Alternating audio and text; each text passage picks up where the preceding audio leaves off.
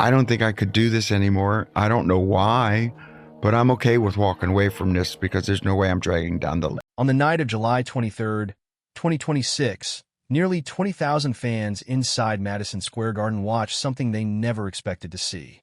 Jon Bon Jovi, the man who built a 40-year career on never quitting, walked to the edge of the stage, placed his hand on his chest, and told a sold-out arena that he could not go on. His bandmates rushed to embrace him. The crowd fell silent, and the reason behind it all was far more devastating than a sinus infection. The night the music stopped. If you were inside Madison Square Garden on the night of July 23rd, you already know that something felt wrong from the very first song. Fans who had attended the previous 7 shows in this residency could feel it immediately. The familiar power in Jon's voice was missing, and what replaced it was a thin, strained sound that got worse with every passing minute. This was not a man having an off night. This was a man whose body was failing him in real time, in front of 20,000 people who had paid hundreds of dollars to witness his comeback. The band powered through 14 songs. On a normal night during this residency, they would play between 20 and 23. By the time they reached Bed of Roses, Jon could barely finish the vocals, and he stepped back from the microphone and let the entire arena sing the closing section for him. Most people in that crowd had no idea they were watching the moment a carefully constructed comeback started to unravel. Before performing what would become the final song of the night, Jon addressed the audience with a level of honesty that most performers would never show on stage. He told them he knew he was letting them down, and that it was not like him to do that.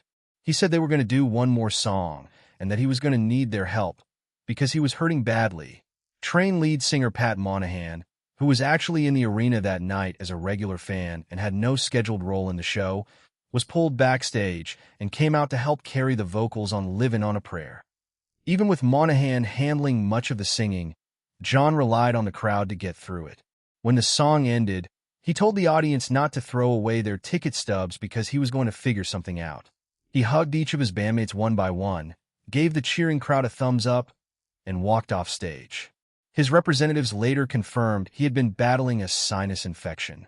And while that was technically true, anyone paying close attention to the previous 2 shows already knew this was about something much deeper than a stuffy nose. Fans on social media were deeply divided in the hours after the cancellation. Many called it heartbreaking, but said they were still blown away by the effort Jon had given.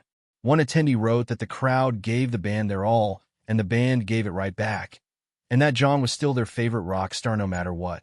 A Deadline commenter who claimed to have attended the infamous 2022 Indianapolis show, the very performance that led directly to Jon's surgery, wrote that it was deeply troubling to see the same warning signs appearing just 2 weeks into the comeback. 2 nights earlier, the band had quietly dropped some of their biggest songs from the setlist and shortened the show without any public explanation, and the pattern pointed to a problem that had been building for over a decade. A voice slowly disappearing. The trouble with Jon Bon Jovi's voice did not start in 2026. It did not even start in 2022, when the world first learned about his surgery. The seeds of this crisis were planted all the way back in 2013, during one of the most chaotic periods in the band's history, and almost nobody outside the inner circle connected the dots at the time. In 2013, guitarist Richie Sambora abruptly quit the band hours before a scheduled show in Calgary during the Because We Can tour. Sambora had been in and out of rehab for years, and he later said his departure came down to deep family problems and needing to be there for his daughter. But what most fans did not realize was the devastating impact his exit had on Jon's voice. Sambora was not just the lead guitarist.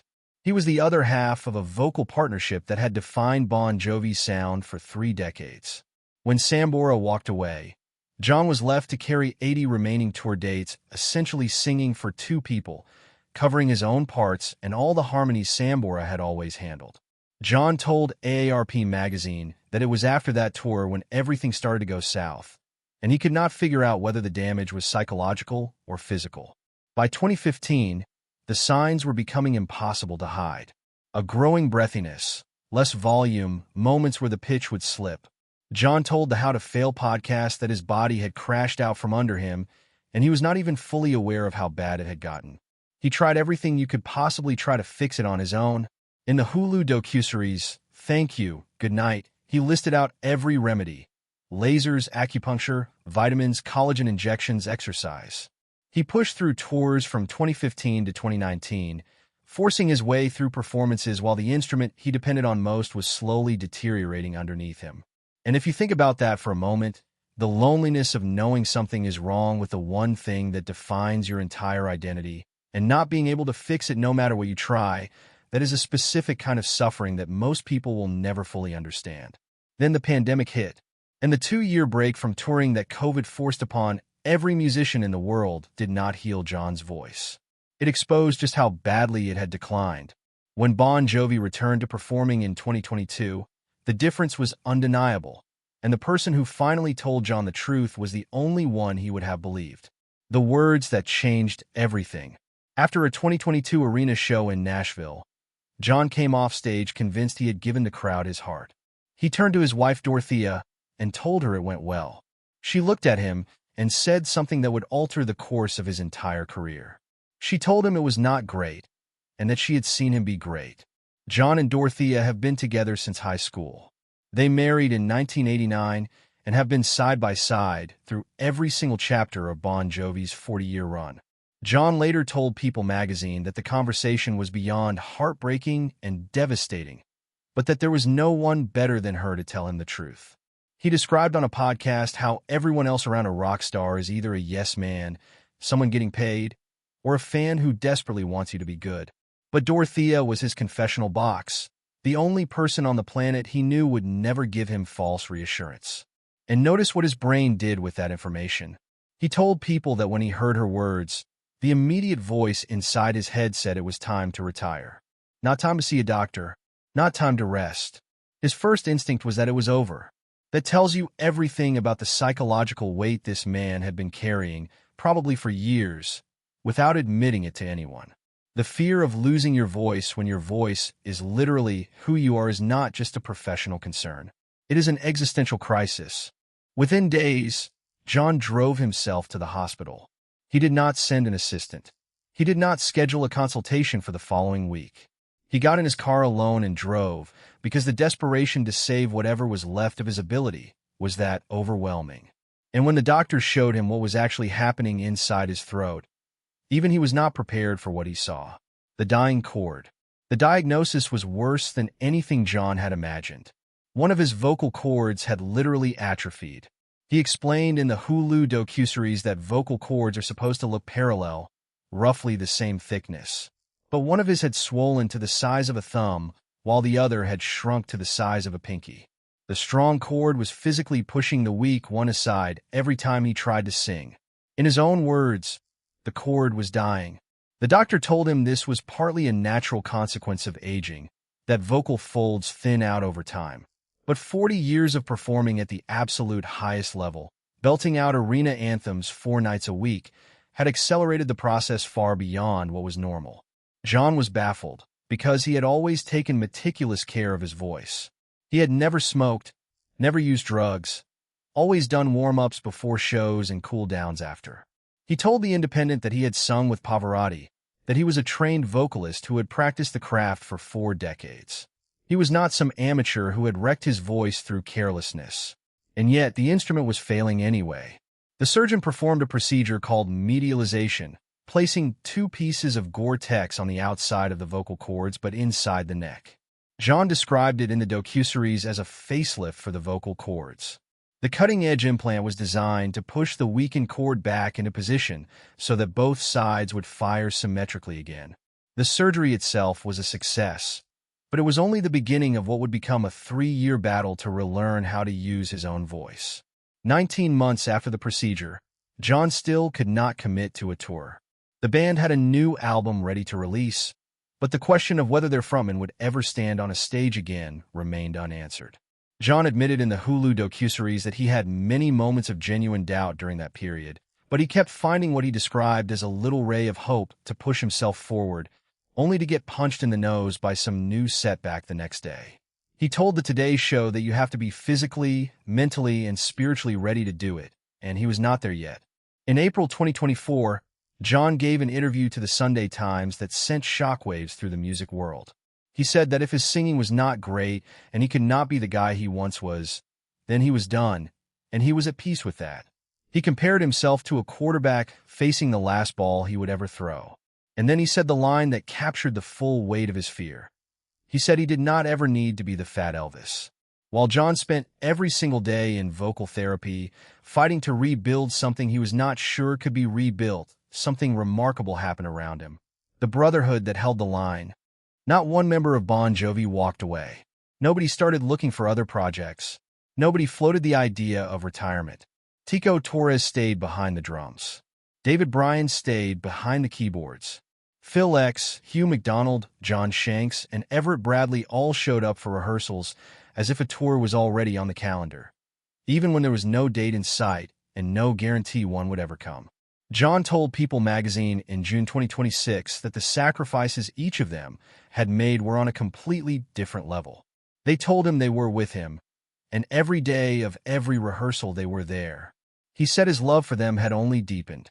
And if you have ever gone through something terrifying in your own life, you know exactly how much it matters when the people around you refuse to leave, even when the outcome is uncertain. That kind of loyalty does not just sustain a career. It sustains the person inside the career. Even Richie Sambora, who had not performed with the band since his 2013 departure, publicly said he would come back if Jon recovered. Sambora told the Allison Hagendorf show that if Jon got his voice back, he would go play, that he had songs ready and the world needed it.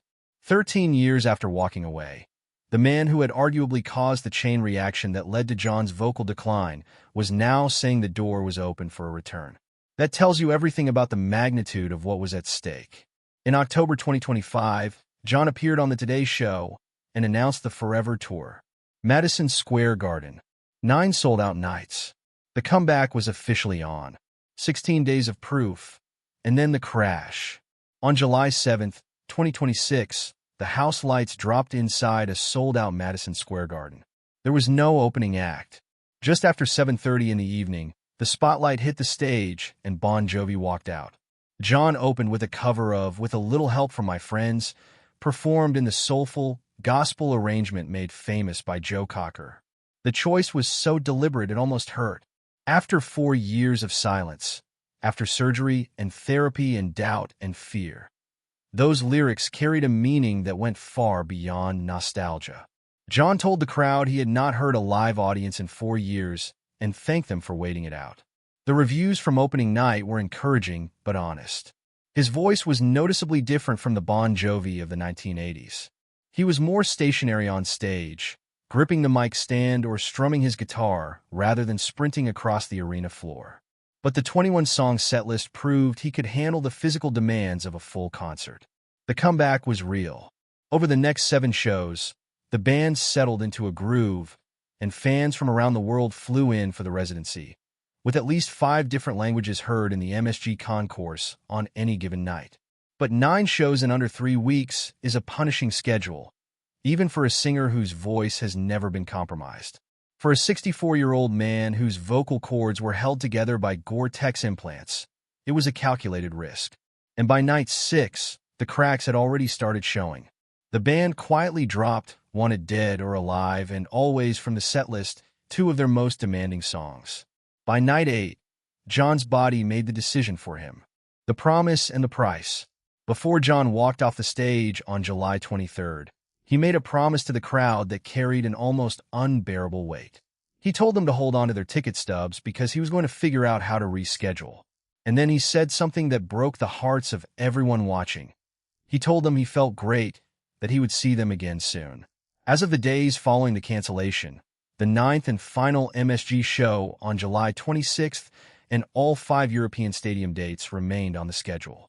Edinburgh's Mayfield Stadium on August 28th, Dublin's Croke Park on August 30th, and 3 nights at London's Wembley Stadium in September were all still listed on the band's official website. The financial and emotional stakes for pulling any of those shows would be enormous, not just for the band, but for the tens of thousands of fans who had already booked flights and hotels from across the globe. But Jon drew a line in 2024. He said he would never be the artist who pushes through diminished performances out of ego or obligation. He said he did not need to be the Fat Elvis, the man who drove himself to the hospital alone in 2022 because he was so desperate to save his voice now faced the very same calculation. He thought the surgery had settled forever. The sinus infection was the immediate cause of what happened on July 23rd.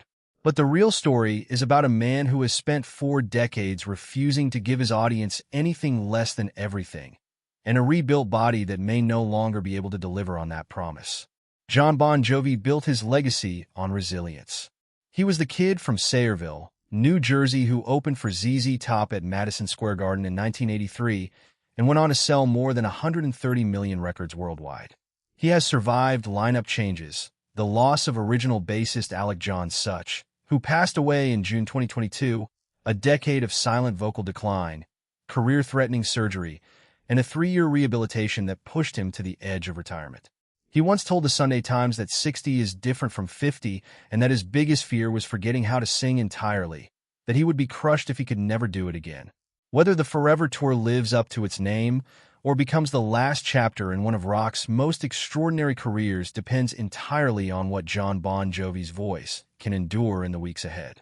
And the only person who truly knows the answer is the same man who stood at the edge of that Madison Square Garden stage, hand on his chest, and chose honesty over performance one more time. Let us know in the comments what you think Jon should do next, and whether you believe the comeback can survive this setback.